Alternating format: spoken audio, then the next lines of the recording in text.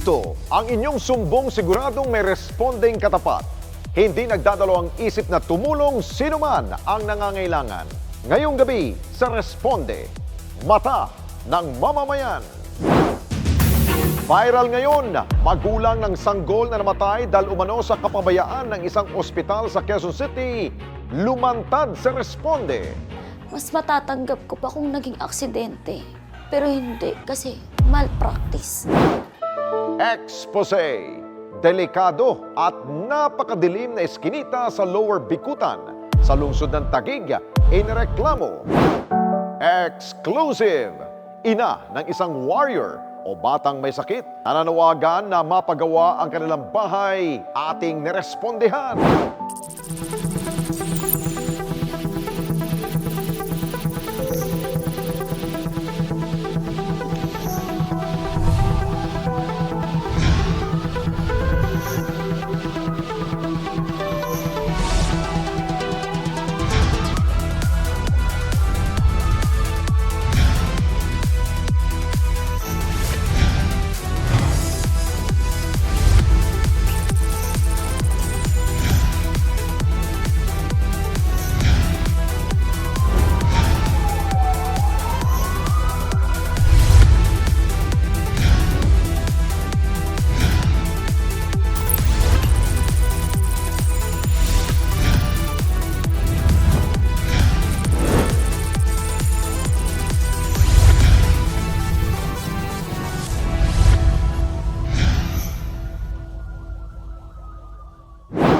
Ilang residente sa Lower Bikutan, Taguig City ang humihingi ngayon ng responde.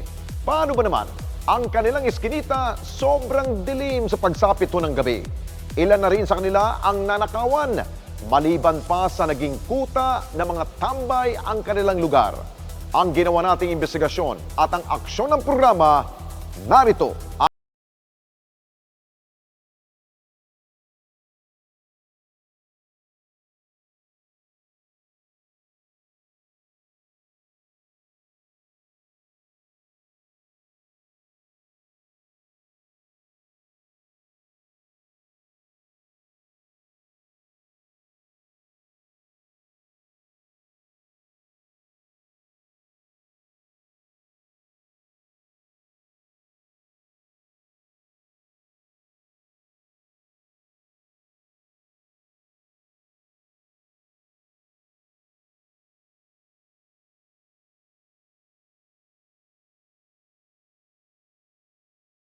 Mapailawan ang kanilang lugar. At para tumbukin agad ang problema ng mga residente, agad naming tinungo ang lungsod ng Taguig. Dito namin nakausap si Macaria. Dama namin ang kanyang pagnanais na matuldukan ang problema. Yung ilaw po namin, 8 years nang wala ng ilaw. Bago kasi namatay yung asawa ko, wala na po kasing ilaw yan. Ay 5 years na pong namamatay yung asawa ko. Pagka inaatake yung asawa ko, may dilim dyan, walang ilaw. Mahirap din maglakad-lakad yan. Madilim po, lalo na po pagka yung wala na mga ilaw ang kapitbahay. Bukod kay Macaria, ilang residente pa ang aming nakausap. Maging sila apektado sa kawalan ng ilaw sa lugar. Kawawa yung mga dumadaan na tao, lalo yung mga madilim pang dumadaan, tsaka yung mga umuwi ng gabi. Isa yun sa naapektuhan. Pangalawa, maraming tumatambay kasi madilim. Medyo risky yung sa mga taga rito kasi di natin alam kung sino-sino ang mga yun. Sa mga dumadaan, delikado din dahil pwede din silang pagnakawan nun o halbutan dahil madilim. Yung safety namin, problema din yun. Kasi pagka mga 10 o'clock, mga sarado na ang mga ilaw-ilaw dyan. Kaya madilim po. Pag madilim, syempre, gagamit ka ng flashlight mo sa cellphone mo. Tapos, hindi mo pa alam kung anong maapakan mo. Yung mga dumi ng mga aso, ganon, ganyan. Syempre, hindi mo yun makikita pag madilim. Doon, pagpunta doon, madilim yan. Kasi kung may ilaw yan, yung spotlights ng ilaw dapat yan. Syempre, maliwanag. Pero kung walang ilaw talaga, madilim talaga, as in madilim. Gate pa nila, tila kabuti na ang tambay sa kanilang lugar sa pool na mawala ng liwanag ang bahagi ng kalsada. Kaya po gustong-gusto namin magkailaw dito. Ang dami po lagi ang tambay. Malimit po dyan. Kaya kuminsan po nakaka-istorbo din dahil yung e-bike nakaparada, inuupuan po. Minsan sinisit ako, minsan galit pa. Minsan kasi nagkakantahan. Minsan nagbibiruan, may ingay, hindi mapigil eh. May mga babae pangang, kaya hindi na rin maganda. Lalo na sa mga kabataan, parang lovers lane na dyan eh. At ang nakawan mas lalong lumalala. Nanakawan na rin po kami dito. Diyan po nagsimula sa taas, sa rooftop namin.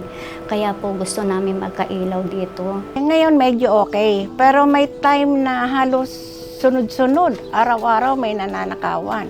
Bagamat ipinaalam na nila ito sa mga kinaukulan, wala namang naging aksyon sa kanilang reklamo.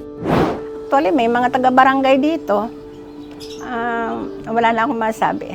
Ano na, parang normal na. Pag may nagreklamo, may action. Pagkatapos, wala na. Lagi namin din pinapalo up yan sa barangay.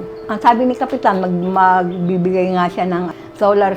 Nakakabit yung solar, pero hindi agad gumana. Tinanong ko, ang sabi nung nagkabit ng solar, marami silang kinabitang, kaya kailangan daw sabay-sabay yun na palagyan ng ilaw. Siguro, nung nakaila na sila, nagkaroon na ng ilaw. Nagkaroon ng bagyo. Bumaksak ngayon si solar, tumabit dyan, pero may ilaw. Pag pinapalo up yun, sinasabi din naman ni Kapitang, ginagawa nila ng paraan. Ang pinapahanap talaga yung number ng poste. Hindi na makita sa katagalan siguro, saka marami nang nakakabit na internet. Natakpan na siguro. Kaya ang kanilang panawagan na makabitan na sana ng ilaw ang kanilang poste. Ang panawagan ko lang sana magkaroon ng ilaw dito sa street namin. Kasi mahirap po yung walang ilaw at saka madilim po. Kung pwede naman pong masikaso yung aming poste dito, matagal-tagal na rin po na wala kaming ilaw. Sana po, malagyan na ito ng ilaw kasi malaking bagay ito sa mga residente dito. Para sa aming kaligtasan, saka siguro magiging matahimik dito. Maganda tingnan ang maliwanag na lugar. Agad kami nagtungo sa barangay Lower Bicutan upang ilapit ang reklamo ng mga residente ng J. Patricio Street sa Purok 5. At ayon sa kanilang punong barangay, nalaman lamang nila ang reklamo matapos natin itong idulog sa kanilang tanggapan. Mostly talaga, pag may nagre-request sa amin, ginagawa namin ng paraan na malagyan ng ilaw kung ang source natin is solar. Kasi pagdating sa Meralco, ang hirap mag-request sa Meralco. Alam niyo naman yun, no? Pero kung meron nga dyan existing na ilaw, busted lang, minsan kami na rin nagpapalit. Since na wala, naisipan namin maglagay ng solar. So, hindi lang ako ganun ka-inform, no? Dahil may kagawad akong assign doon na ganun pala ang nangyari. So, since na parating nyo sa akin to, mayroon naman kami nakalaang budget para sa ilaw, para sa CCTV. Hindi lang namin maigo because of election ban. Dagdag pa ni Kapitan, gagawa nila agad ng paraan upang malagyan ng ilaw ang J. Patricio Street. Ang pa-inspect yung lugar kung ano yung status doon. Ngayon, kung mayroon namang available dyan na pwede naming gamitin, bakit ba hindi? Ang problema lang ngayon kasi bawal mag-spend. Pero kung mayroon namang available o something na pwedeng ilipat doon, no, para ano lang natin itong problema ngayon, so papag-aralan namin. Baka mayroon lugar na napailaw na rin ng Meralco, so nagdidoble. May solar ka na, may Meralco source ng ilaw, pwedeng patanggal ko, ilipat for the meantime doon, hanggat hindi pwedeng gastahin yung pera. Siyempre, since na lumapit sa inyo, talagang badly needed na yun. So, thank you rin at napaalam niyo sa amin. Salamat. Kasamang responde, agad na binisita ng barangay administrator ang J. Patricio Street upang alamin kung paano nila ito mabibigyan ng solusyon. At nito lamang Martes, ipinarating sa responde ng mga residente sa lugar na may kinabit ng solar light ang mga poste na siyang magpapaliwanag sa lugar tuwing sasapit ang dilim. Kaya't si Macaria, malaki ang pasasalamat dahil sa wakas, narespondehan na rin ang matagal na nilang problema. Ngayon lang po ikinabit yung solar. Magandang gabi po sa Net25, responde ng mamamayan. Nagpapasalamat po ako sa Net25, responde ng mamamayan. Sapagkat nailawan na po kami ng solar. Ito po yung paligid namin. Napakahalagang maliwanag na kalsada, lalo na sa gabi, dahil hindi natin alam kung anong kakibat na mangyari sa dilim. At ang ating panawagan sa otoridad, huwag na nating antayin pa na hahantong pa sa reklamo ang lahat, bagkos alamin at unahin ang kapakanan at kaligtasan ng iyong mga nasasakupan.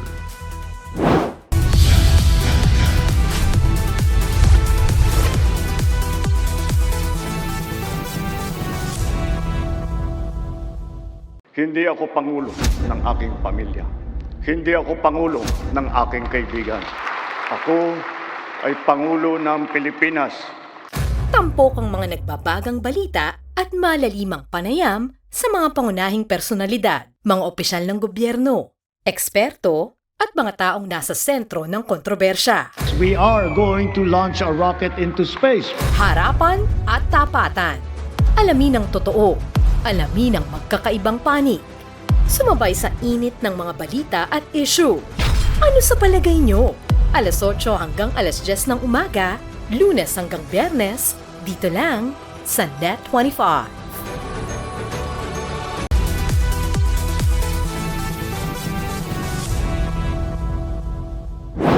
Pinangangambahan ng ina ng isang warrior o batang may sakit na si Noemi na tuluyan ng bumigay ang kanilang tahanan dahil sa sira-sira nitong pundasyon. Kaya unang pumasok sa kanyang isipan, magparesponde na bago pa mahuli ang lahat. Ang mga larawan at videong ito ay ibinahagi sa atin ni Noemi Arcibal. Kanya kasing ipinananawagan na mabigyan sila ng tulong na maipaayos ang kanilang bahay. Kung inyong mapapansin, ang mga pinagtagpi-tagping yero ang siyang nagsisilbing pader nila. At dahil dyan, kanilang pinangangambahan na ito ay maging mitsa ng aksidente na maglalagay sa peligro sa kanyang pamilya, lalo na sa may sakit niyang anak na si Ellis. Ang panawagan na ito ni Noemi ang nagtulak sa Responde Team para alamin ang kanilang kasulukuyang sitwasyon.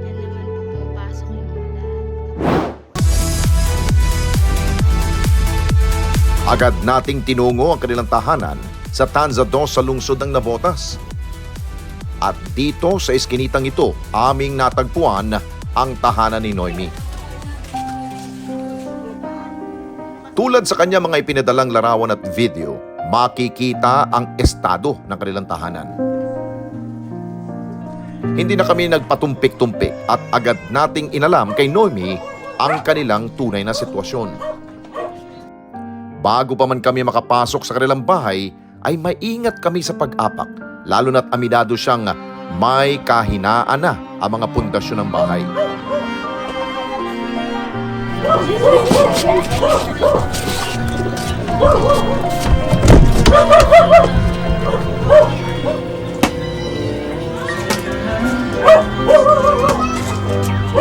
Ako nga po pala si Noemi Arcibal, 32 years old po.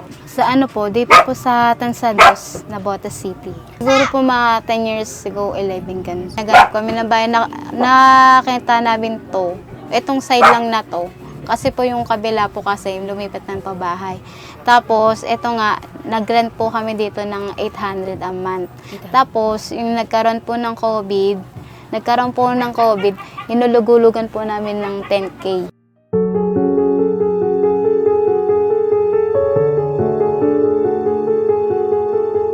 At ayon kay Noemi, ang bawat sulok ng kanyang bahay may butas. Ang kanilang bubong madalas tumatagas ang tubig kapag umuulan at ang mga kahoy na nagsisilbing haligi pinarupok na ng mga nagdaang bagyo. Umuulan, wala kami mahigaan. Lalo pa pumunta rito yung tubig. Ay, basa talaga kami. Ang natitira lang to yung ito lang. Kasi itong dito maagos. Pag malakas po yung hangin talaga, as in parang matatanggal na yung dingding, yun, nag-evacuate po kami. Hindi rin sila ligtas sa iba pang kalamidad tulad na lamang ng lindol. Dahil ang bawat pagyanig, damang-dama nila. Ay, yung lindol, pag lumilindol po, lumalabas ako, pupunta ako dyan sa may ano, kasi nga, baka nga biglang gumanon. Talagang yugyug talaga to, na pag ano, kahit nga maglakad kay, gumagano na talaga to. At kahit delikadong pagtira nila sa maliit na kwartong ito, minabuti nilang manatili kaysa sa kalsada sila tumuloy. Ang asawang si Juanito na isang construction worker ay kakapiranggot lamang ang kinikita, kaya kulang para maitawid ang pangangailangan ng pamilya. Dagdag pa sa kondisyon ni Elise na may congenital microcephaly. Ang kinikita niya po araw-araw, isang araw po, 700 po. Dati po nag-online seller, kaso nga po, nista po kasi na ubusan po kami ng puhunan. Kasi nga po yung pag nangailangan sa ilis ng mga daily needs niya po. Siguro mga 4 months siya, hindi pa siya nakakita. Ayun yung una ko pina-check up po sa Jose Reyes. Tapos hanggang mag-1 taon na siya, lagi ako nagpapala-up check up hanggang sa sinabi ng doktor po na po kami sa PGH. Pinapunta kami doon. Tapos doon ko po nalaman yung meron pala po siyang sakit na. Wala po talaga. Yung kailangan nga na ilis, hindi ko po mabili. Kasi nga po kinakapos po kami. Kaya naman si Noemi, hindi na nahiyang manawagan pa sa social media upang sila'y marespondihan.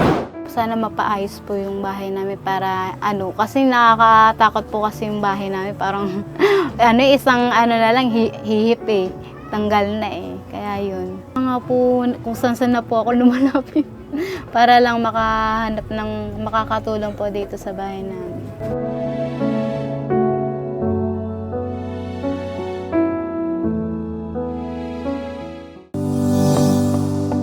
Kaya, oras na para rumisponde.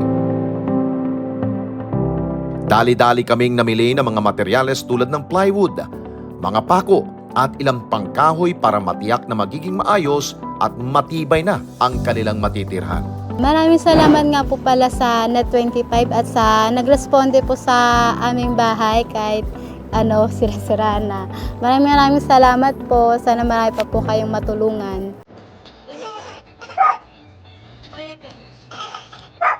Ang isang ina, gagawin ang lahat para maging maayos ang kalagayan ng kanyang mga anak. Ang simpleng hiling ni Noemi, nagbigay daan upang matupad ng programa ang matagal nilang kailangan.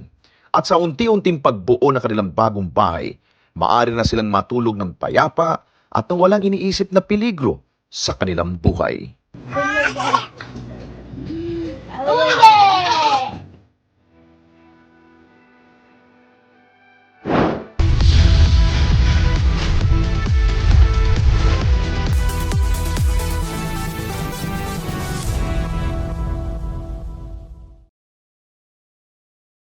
We are now open for business.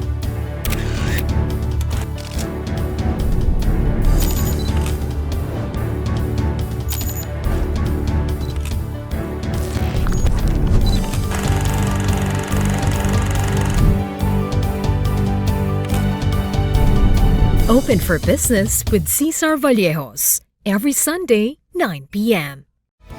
Sa Net25.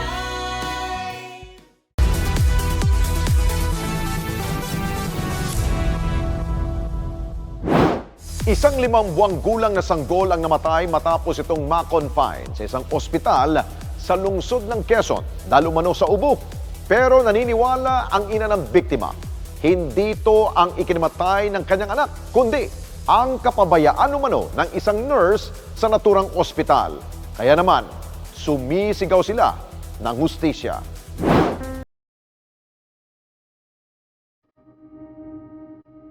Pag may nakikita kaming cases, lalo na pagbata ang sakit, sabi ko, ayoko panoorin.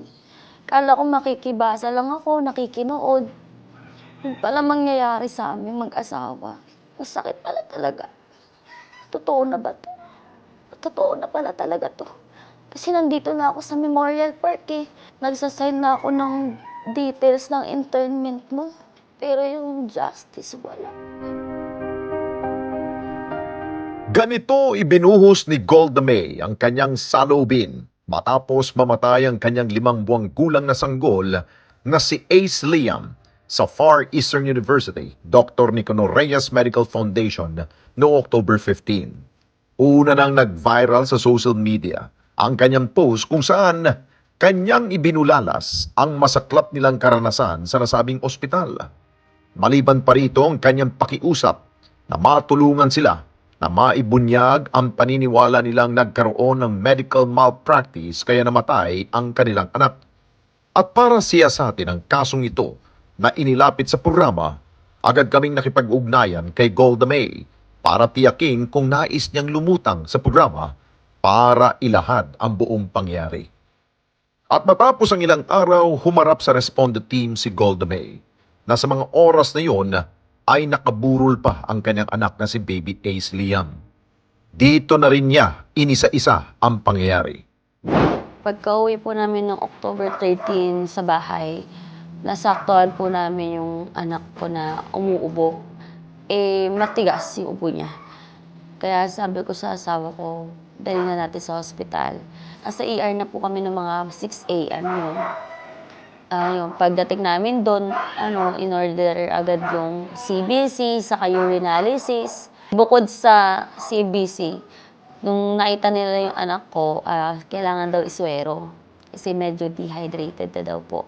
Done na rin yung x-ray. Sinabi po sa amin na meron daw po siyang pneumonia viral. Pero manipis lang naman po. Pero ang worry nila po nung araw na yon, mababa yung oxygen level ng anak ko daw. Kaya medyo dehydrated. Kaya po, in-order nila yung swero. Since hindi siya nasweruhan, binigyan lang po siya ng Pedialyte. In-advise na kami na i-admit siya. Mula nang ma-admit si Baby Ace Liam ay unti-unti namang bumubuti ang kanyang kalagayan. Kinabukasan, 14, okay pa rin yung mga vital signs niya kasi ang daming interns na nag-check ng vital signs niya all of the time. Pag may pupasok sa room namin, since hindi kami naka-service ward at naka-private room kami, kumakatok bago pumasok. Tapos may greetings. Tapos i-inform ko anong gagawin sa loob. Good morning po, ma'am. Kukuha lang po ng vital signs ni baby. Nung nag-round si doktora ng October 14, tinanong ko siya, Dok, pwede na po ba kami makauwi? Okay naman na yung mga vital signs niya. Pwede naman na daw. Pero gusto niya daw ipa-repeat yung CBC just to make sure. Yung order ko ngayong gabi para meron agad result. Si Baby Ace Liam ay hindi umano nakitaan ng pananamlay. Okay kami mag-ina. Dami namin videos ng 14. Pictures niya. Talagang siya, bubbly kung tawagin. Gumugulong siya dun dumadapa siya sa bed niya sa hospital. The next day, morning, tinanggal na yung oxygen niya Ace. Okay siya. Walang indication na may problema sa kanya. Hindi nga nila narinig na umubo kaya sabi nila, uwi ka na Ace Hanggang sa dumating ang October 15, kwento pa ni Golda Meir, umaga pa lamang ay may napapansin na siya sa nurse na tumitingin sa kanyang anak. Yung nurse na yun, pumasok yun sa room. Nagising ako kasi pabagsak yung pagsara ng pinto. Basta off siya mula umaga. Nang unang beses ko siyang naitang pumasok sa kwarto namin. Walang katok, walang greetings. Para siyang may pinagdadaanan. Talagang di siya nagsasalita kapag kakausapin mo siya kada pasok na sa kwarto. Yung normally na ginagawa ng isang nurse na mag-check lang po. Yung pumunta yung mga doktor dun. Good morning po, I'm doktora ganito. Pero siya, pasok lang. Ang inakala niyang magiging masayang paglabas nila ng ospital, kabaliktaran pala ang nangyari. Usapan namin, uuwi ako ng alauna para kumuha ng gamit ni Ace. Kasi nga, discharge kami bukas Maimbing na tulog niya. Naka-pillow siya. Bawal kasi siyang walang unan. Kailangan daw elevated siya. Yun ang lili ni doktora. Naka-Indian seat ako sa harap niya kahit tulog na siya. Walang katok-katok. Pumasok yung nurse. Nag-observe lang ako. Then, may kausap ako nun sa chat. Akala ko magche-check lang siya ng swero. Kasi wala naman siya sinabi, magtuturok na siya eh. Wala din siyang dalang chart. Nagulat na lang ako nang umiyak si Ace. Doon ko nakita, nagbibigay na pala siya ng gamot. Since wala naman kaming ine-expect na ibang gamot, inisip ko, yun na yung last dose ng antibiotic. Mabilis niya na push eh. Tapos sinabihan ko pa siya, nurse, dahan-dahan po kasi masakit yan. Tsaka tulog siya. Di niya ako kinausap. After niya ma-administer ng mabilis yung gamot, lumabas siya na parang wala siyang kausap. Para akong hangin.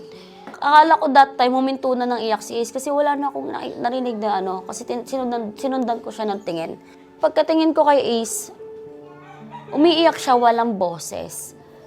Then, na-start ko nakita yung neck niya. Nangingitim. Doon na ako nagpanik. Wala po talagang 1 minuto. Ang bilis. So, ginawa ko, tinawag ko yung asawa ko. Tinawag ko siya. Kung nurse yung anak ko, hindi niya ako pinansin. Samantalang kakalabas niya lang. Tapos, sumigaw na ako. Tinap ko yung likod niya kasi parang siyang nasusuka, na hindi niya maisuka. Tapos, pagtingin ko ng gano'n sa kanya, parang wala na siyang lakas. Talagang, wala na siyang malay. Tapos doon ako nag-hysterical. Tapos nung nagsisisigaw na kami ng emergency, doon lang sila nagsilapitan. Tinignan nila yung anak ko. Puro nurses lang yun, walang doktor. Tapos may isang nurse doon, stethoscope, para i-check yung heart niya, kung may pulse. Sinabi niya, mayroon mahina, ganyan. Tapos may isang nurse na pumasok ulit din. May hawak siyang phone. May tinatawagan siya. Sabi ko, tas yung doktor, tumawag kayo ng doktor. Sabi ko, anak ko, tulungan niyo yung anak ko. Ganon. Buong tapan din niyang pinangalanan sa responde ang nurse na nagturok ng gamot sa kanyang anak. Janina. Janina L. Santos. Pangalan niya. Tagal bago makarating yung doktor. Tapos yung doktor na po yun, sinabi niya pa sa akin na nag-rounds lang po ako at nasakto lang na tinawag yung attention niya para pumasok doon. Si Dr. Cristel. Nag-request siya ng pump. Manual pump. Tinatanong ko po siya, hindi po ba yung machine? Kailangan po ba talaga manual? Makakatulong ba to sa kanya? Ganyan. Kasi marami akong tanong. Kasi ako bilang nanay, matanong talaga ako. So, para silang pass the message, sabi ni Dr. Suction. Sabi ko, ano to? Pass the message? Kumuha kayo ng suction. Gumanon ako, samigaw ako. Tapos doon lang tumakbo yung nurse na kumuha ng suction. Sinugod ko pa yung nurse noon. Sabi ko, ano yun? Anong ginawa mo? Bakit nangitim yung anak ko? Anong ginawa mo? Anong gamot yung tinusok mo? Ginaganon ko siya. Wala, tahimik siya. Nakaganon lang siya. Umiiling na yung doktor kasi wala na talaga siyang response. Sinubukan umano niyang hingi ng chart ng kanyang anak, ngunit ayaw itong ibigay. Nung umiling na si doktora, sinugod ko siya. Nasaan ang chart ng anak ko? Ayaw nila ipakita. Ma'am, hindi po pwede due to data privacy. Sabi gano'n. Sabi ko, anong due to data privacy? Anong pinagsasabi mong data privacy? Sabi ko, wag mo akong ma-data privacy ha. I am the immediate family member here. Nanay ako ng batang yun. Gusto ko kasi malaman kung anong oras niya nilag. Kasi may discrepancy for sure. Ayaw nila ibigay. Naalala ko, may nakadikit sa wall ng cabinet ng kwarto. Immediately tumakbo ako. Kinuha ko yun. Ang laman po yung nasa wall, temperature niya, heart rate niya, oxygen level niya, respiratory niya. Tinago ko yun. Sabi ko sa kapatid ko. Nandun na yung kapatid ko dun eh. Hawakan niyo yan, huwag niyo ibibigay kahit kanino yan. Walang magbibigay ng kahit ano. Kasi wala na yung anak ko. Isang kakilala naman ang nagpayo sa kanya na ipa-toxicology ang kanyang anak. Pero Pagbalik namin sa ospital, nakausap ko yung head nurse. Sabi ba naman niya, para saan po yung toxicology? Sabi ko, I would like to request for toxicology. Gabanan kasi ako. Sino po nagsabi sa inyo? Sabi ko, why are you asking? Sa kanya ganun.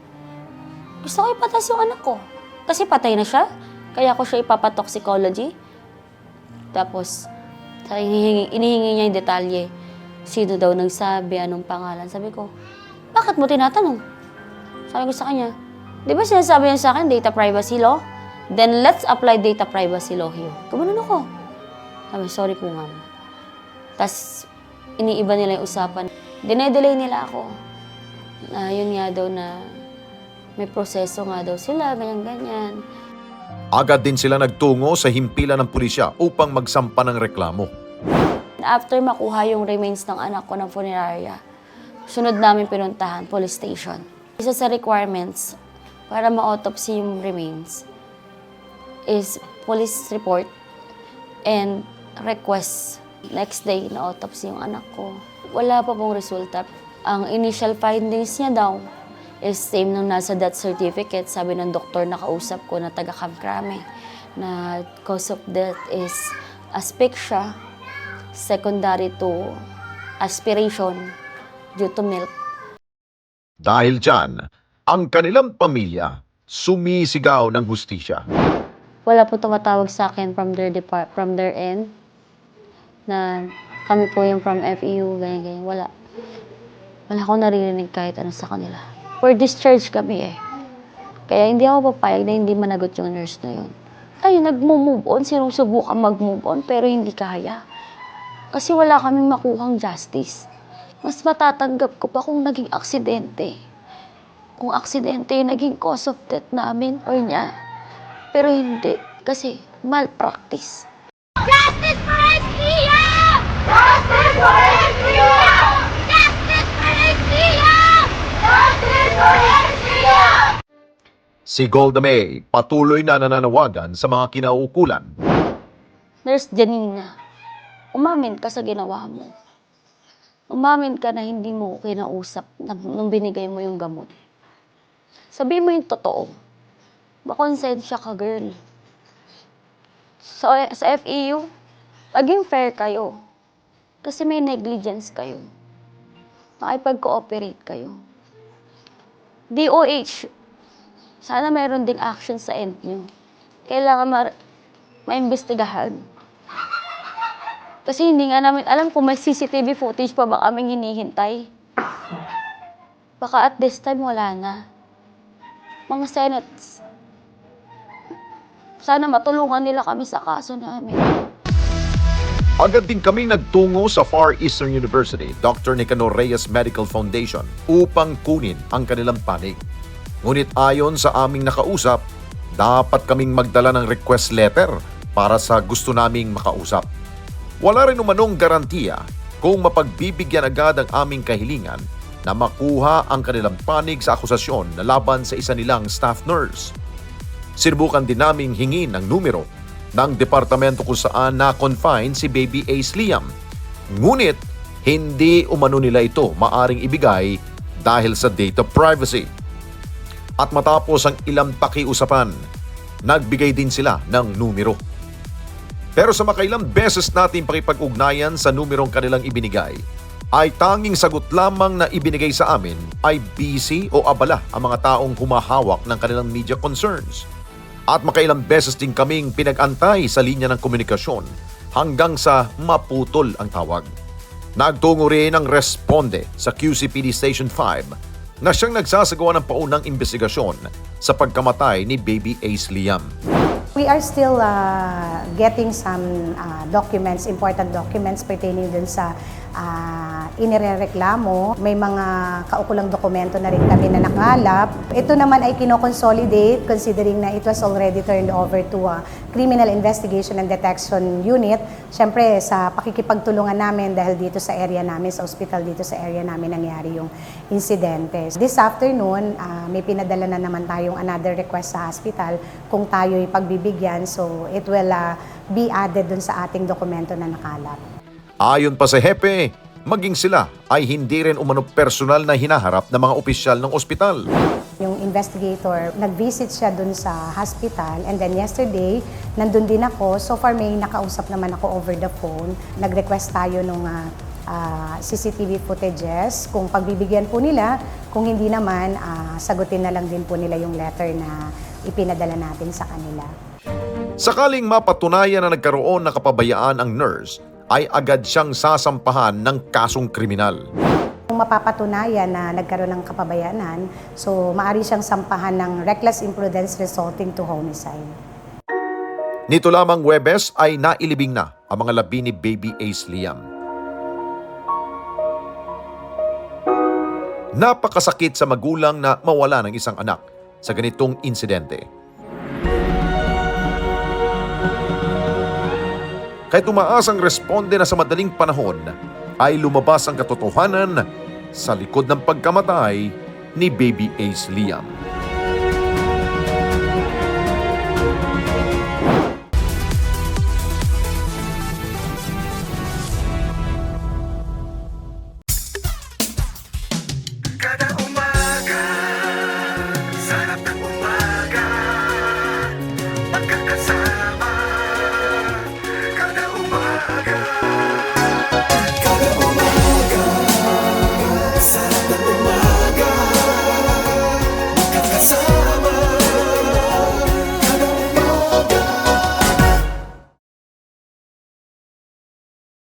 Let's get together. Sunday 25. Sunday 25.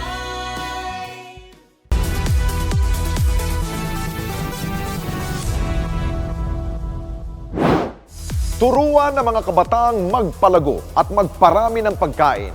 Ito lamang ang layunin na mag-amang Munir at Raina mula sa Zamboanga.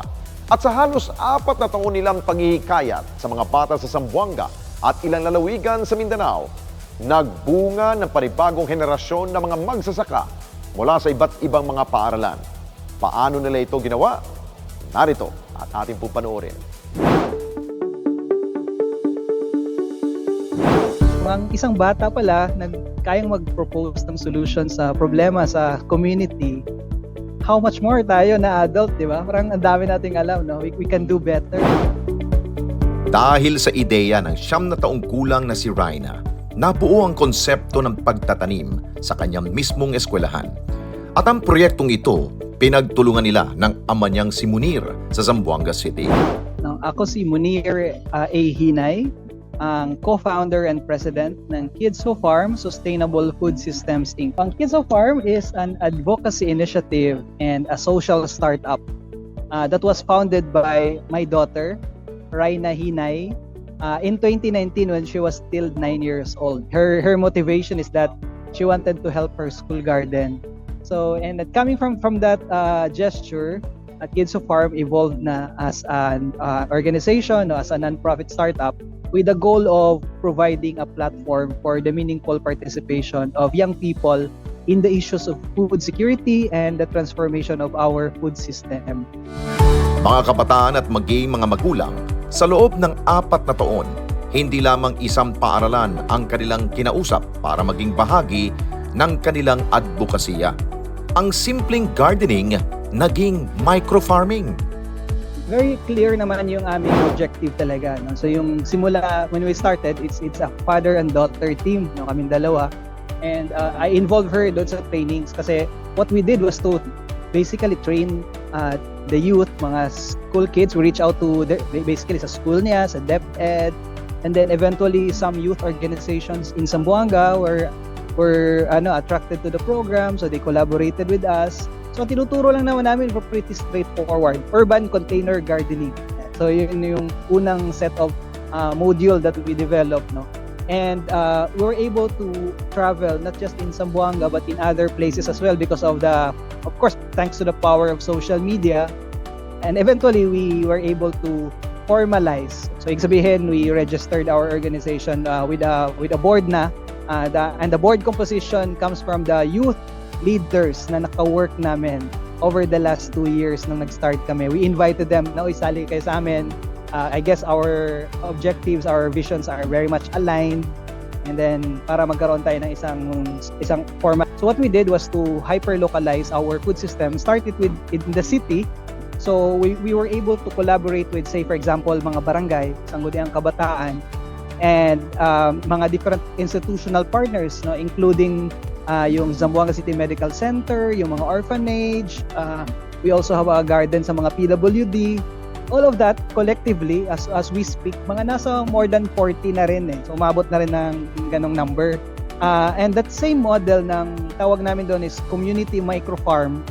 So we don't call it a garden, we call it a micro-farm. Kasi pag garden kasi may perception na pwedeng mamatay, pwedeng mabuhay, patay, mabuhay. Pag micro-farm, parang you wanted it to sustain.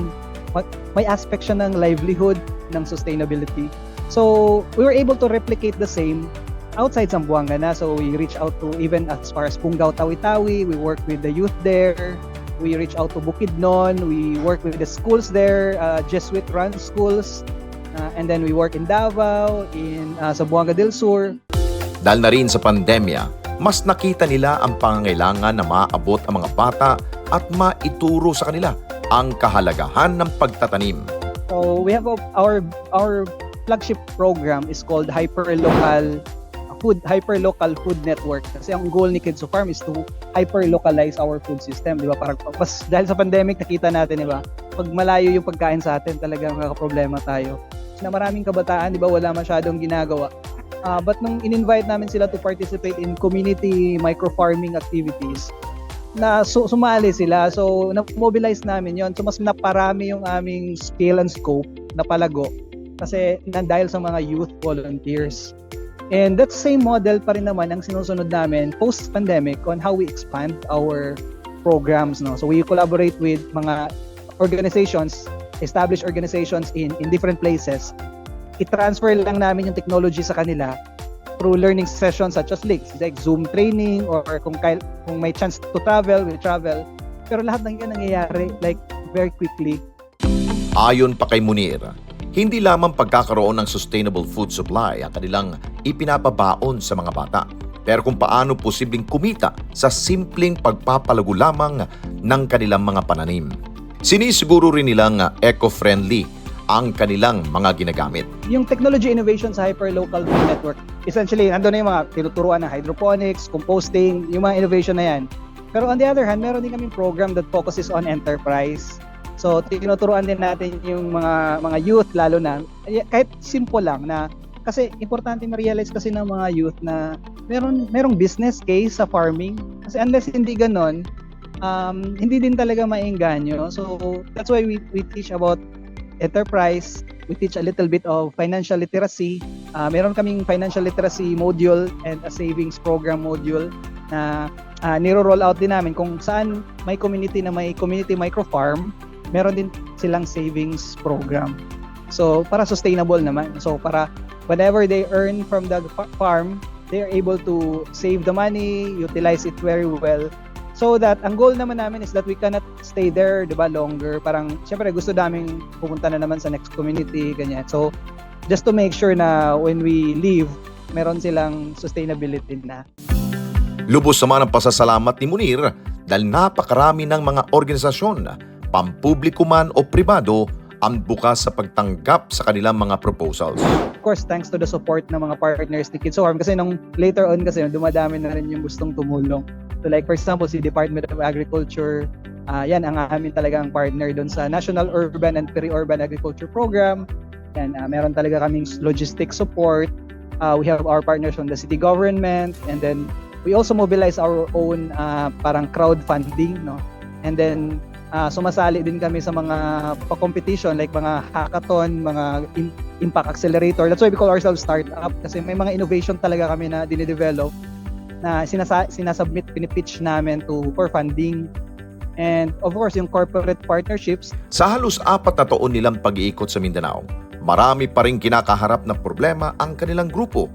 Nais din nilang masawata hindi lamang ang problema ng pagkain o food shortage sa bansa, ngunit maging ang wastage nito. We have also a program that really focus on the problem of food waste and solid waste. So, ang tawag namin doon, Kids Can Compost. Ang Kids Can Compost naman is more focused on addressing yung mga food waste issues natin, lalo na sa city.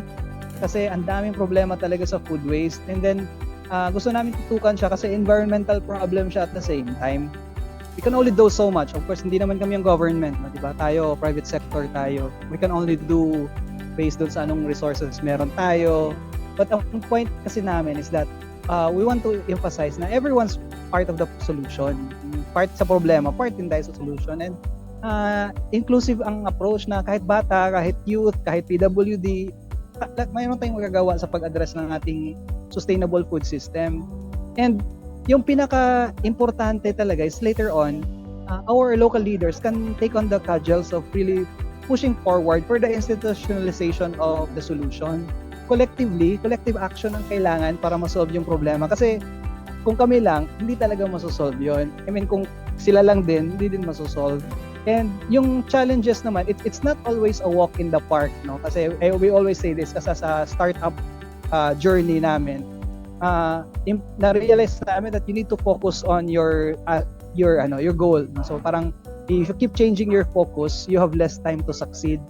You should put your heart and mind doon sa ginagawa mo. And ganun ang case ni Kids of Farm kasi we focus on one objective, which is to address our food system challenges.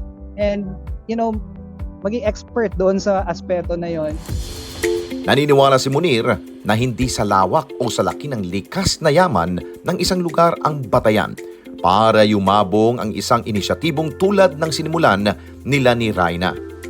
It's not so much on the technology, it's not so much on the the innovation. Although importante yung innovation, but nakita namin na yung problem natin starts with mindset. I guess ang pinakamalaking trabaho talaga natin is baguhin yung mindset ng mga tao.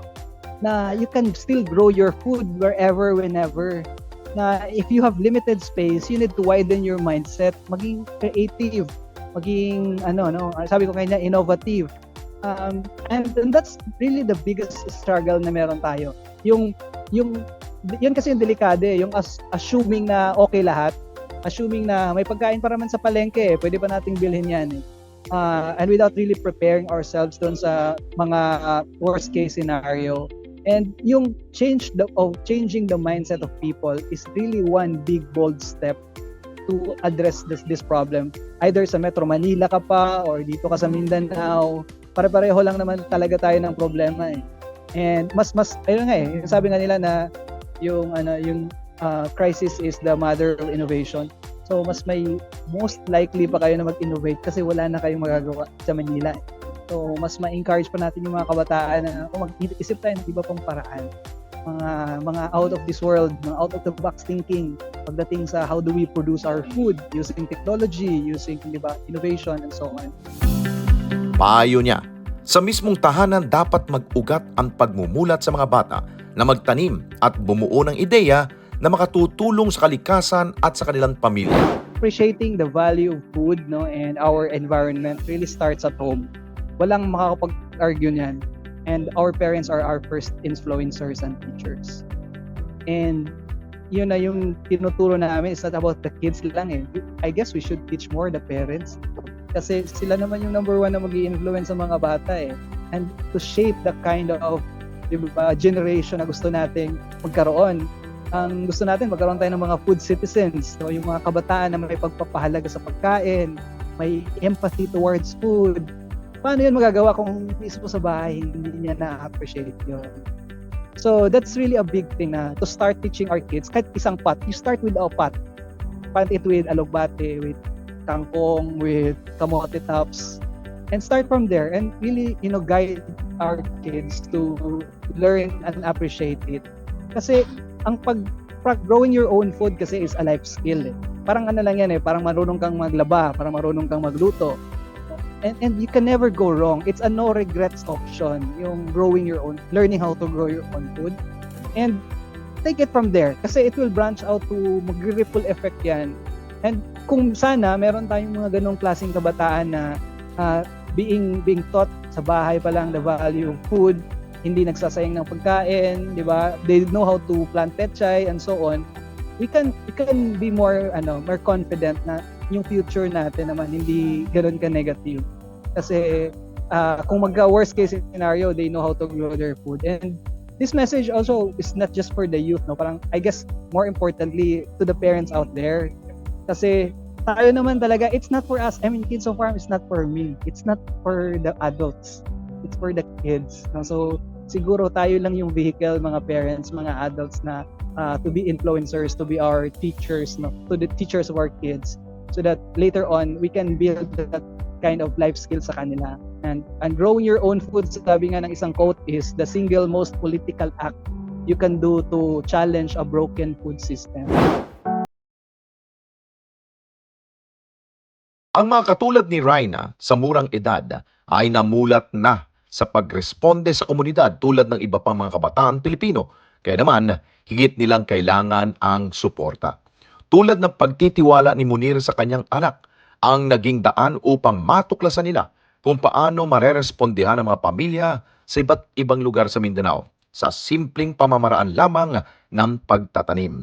Magsilbi sana silang ehemplo para pamarisan at gawing inspirasyon ng mga kabataan at ng lipunan.